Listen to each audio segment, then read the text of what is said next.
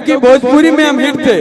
अब आजकल कुत्ता बिलाई ढेर आ गया, कुत्ता बिलाई ढेर आ गया है, लेकिन गुंजन सिंह पावर एजे से शुरू होला मगही में एक खत्म। गुंजन सिंह जी कह रहे हैं कि कुछ कुत्ता बिलाई आ चुका है, बाप है बाप को मत भूलना, एक तरह से छोटे भाई भी कहते हैं, क्या कहिएगा?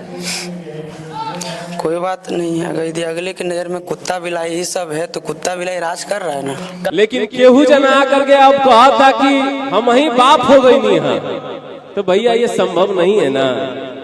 पहला गाना चाहे 10 मिलियन का केक हो या 100 मिलियन का केक हो, गुंजन सिंह ने ही काटा है मगही में पहला बार।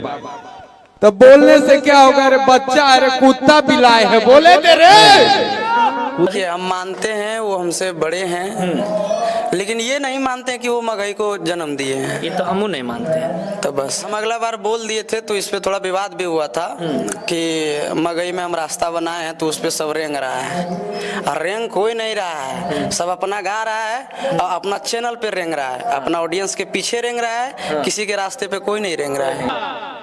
अब यहाँ केहू जना दर्शक से बड़ थोड़ी हुई बा, हमारी जनता ये भगवान है, ये चाहे कि किसी को हीरो से जीरो बना देगी और जीरो से हीरो तो बना ही रही है।